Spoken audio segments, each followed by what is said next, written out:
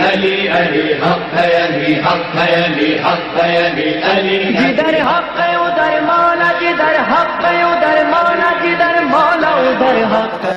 قبرستان جنت البقیع کا، اور جو چیزیں منہدم کی گئیں، جو آثار منہدم کیے گئے، وہ صرف جنت البقیع ہی نہیں بلکہ مکہ، مدینہ اور دیگر مقامات سے بے شمار تاریخ اسلام کی نشانیوں کو مٹایا گیا۔ اور اس طرز تفکر کو، یہ جو تکفیری ذہنیت کے لوگ، تکفیری یعنی دوسروں کو کافر سمجھنا، رسول آئے تھے نان مسلمز کو مسلمان بنانے کے لیے، اور یہ جو ٹولہ چلا تکفیریوں کا، یہ مسلمانوں کو کافر بناتے رہتے ہیں۔ ڈکلیریشن یہی ہوتا ہے، آپ لوگ یاد رکھیں اس کو۔ ہمارے پاس الحمدللہ ائمہ اہل بیت اور اہل بیت کی تعلیمات میں ہم کسی کو جلدی کافر نہ ڈکلیئر کرتے، نہ مانتے، نہ بتاتے ہیں کہ وہ کافر ہے۔ جو ناصبی ہیں، ائمہ کو اور اہل بیت کو برا بھلا کہنے والے، علانیہ دشمنی کرنے والے، ظاہر ہے کہ ان پر اسلام کا حکم نہیں جاری ہوتا۔ اس کے علاوہ جو بھی لا الہ الا اللہ محمد الرسول اللہ کہے اور قیامت پر یقین رکھے، ہم اس کو مسلمان مانتے ہیں اور اس کو مسلمان کنسیڈر کرتے ہیں۔ ہمارا نظریہ بہت لاجیکل اور بہت کھلا ہوا واضح ہے، ٹھیک ہے، اہل بیت اطہار کی تعلیمات میں اور ہمارے مراجع کی طرف سے۔ لیکن کچھ گروہ ایسے بھی ہیں مسلمانوں کے جو اپنے علاوہ صرف شیعوں کو نہیں، باقی تمام مسلمانوں کو بھی کافر سمجھتے ہیں۔ کچھ لوگ تو میں نے عرض کیا تھا کہ قتل کا جواز بھی دیتے ہیں، واجب القتل بھی قرار دیتے ہیں۔ یاد رکھیں، جلدی میں 2 جملے عرض کروں گا، 2 پوائنٹس۔ پہلی بات، جو ہسٹوریکل پلیسز ہوتے ہیں، وہ نشانیاں، وہ حقیقت میں وہ سمبل ہوتے ہیں۔ کسی بھی قوم، کسی بھی نیشن کے ان کے جو ہسٹوریکل پلیسز ہیں یا ہسٹوریکل ایونٹس ہیں، وہ ان کی شان و شوکت اور ان کی تاریخ کی نشانیاں ہوتی ہیں۔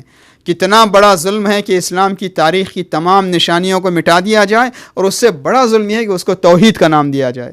خدا کے لیے یہ سب ہو رہا ہے۔ آپ رسول کی تمام نشانیاں مٹا دیں۔ قرآن مجید جناب ابراہیم اور اسماعیل کی ہر نشانی کو یاد کر رہا ہے، یاد دلا رہا ہے، آپ کو طواف کروا رہا ہے۔ صفا و مروہ کے درمیان مسلمانوں کو، حاجیوں کو دوڑا رہا ہے۔ مکہ، مدینہ، منا اور عرفہ اور مزدلفہ میں لے جا کر مزدلفہ میں رات گزارنا پڑتا ہے آپ کو۔ منا میں قربانی کرنی پڑتی ہے، 3 دن گزارنے ہوتے ہیں۔ عرفہ میں آپ جاتے ہیں جبل اس میں عرفات کے پہاڑی کے پاس، اور میدان عرفہ میں دعا کریں اور وہاں قیام کریں، وقوف کریں۔ یہ سب نشانیاں، یہ تاریخ، یہاں کی زمین بولتی ہے۔ آپ اس مٹی کو اٹھا کے لے جا کے لیبرٹی میں چیک کریں تو ایسا نہیں کہ وہاں کوئی ایکسٹرا آرڈنری چیز ہے، اس لیے کہ اس کے پیچھے کوئی ہسٹوریکل ایونٹس ہیں۔ یہی کیفیت آثار اسلام کو، صحابیوں کے جو مقدس اور نیک صحابی تھے، اہل بیت اطہار کی نشانیوں کو مٹاتے ہیں، اور پھر اس کو توحید کا نام دیا جاتا ہے۔ یہ توحید دشمنی کی انتہا ہے۔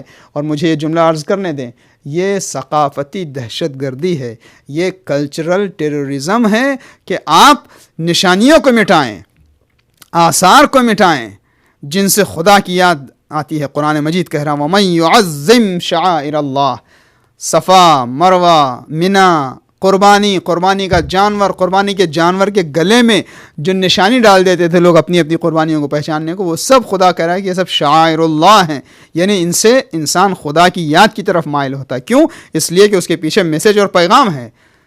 جنت البقیع ایک عام جگہ کا نام نہیں ہے، یہ قبریں عام قبریں نہیں ہیں، وہ رشک جنت ہیں، وہ ملائکہ کے نزول کا مقام ہے، وہ ایسی مقدس جگہ ہے جہاں پر انسان کا دل تازہ ہوتا ہے ایمان سے، جہاں پر دعائیں قبول ہوتی ہیں۔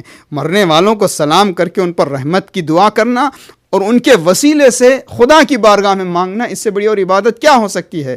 لیکن ظاہر ہے کہ ایک طرف مغرض اور غرض رکھنے والے مختصر لوگ جن کو حکومت اور دنیا داری سے لینا دینا ہے، اور دوسری طرف جاہل قوم، بڑی تعداد لوگوں کی جہالت کے ساتھ ہوتی ہے، تو نتیجہ یہی ہوتا ہے کہ مقدس ترین کام کو، بہترین کام کو گناہ سمجھا جاتا ہے۔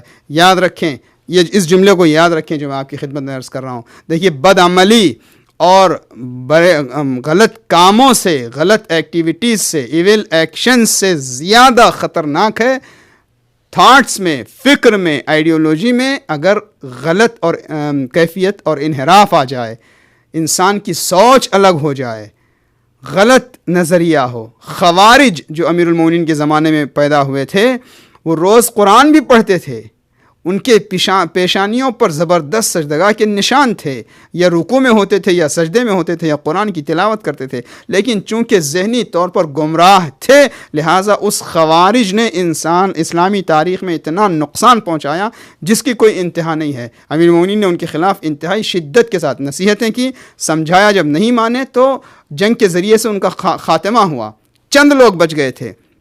اور آج کی تاریخ میں بھی جتنا زیادہ وہ خوارج قدیم زمانے کی اور آج کے زمانے کی یہ تکفیری ذہنیت الگ الگ گروپس میں، آج کے دنیا کے جو دہشت گرد گروپ کہلاتے ہیں، جن کو بنایا گیا، بنے ہیں، جو بھی کیفیت ہے، انہوں نے جتنا اسلامی امیج کو، تصویر کو نقصان پہنچایا اتنا کسی اور نے نقصان نہیں پہنچایا۔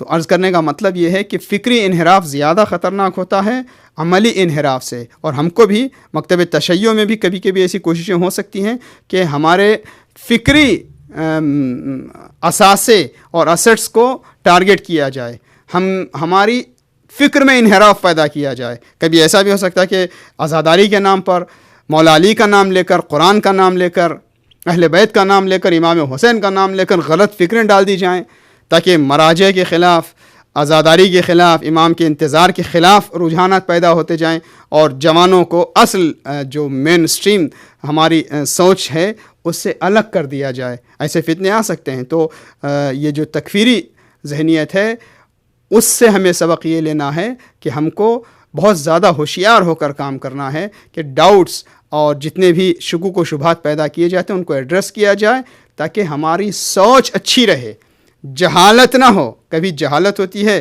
نہیں معلوم ہونے کی وجہ سے، لیک آف نالج، کبھی الٹی معلومات ہونے کی وجہ سے، جس کو جہل مرکب کہا جاتا ہے، غلط اور نیگیٹو نالج کی وجہ سے بھی۔ تو یہ بڑا آج کی تاریخ کا پیغام ہے۔ خداوند عالم کی بارگاہ میں ہم دعا کرتے ہیں انشاءاللہ کہ جلد سے جلد جنت البقیع کی تعمیر ہو اور فکری شبہات کا بھی مقابلہ ہوتا رہے انشاءاللہ۔ ادھر حق ہے ادھر مولا، جدھر حق ہے ادھر مولا، جدھر مولا ادھر حق ہے۔ علی علی حق ہے، علی حق ہے، علی حق ہے، علی علی جدھر حق ہے ادھر مولا، جدھر حق ہے ادھر مولا، جدھر مولا ادھر حق ہے۔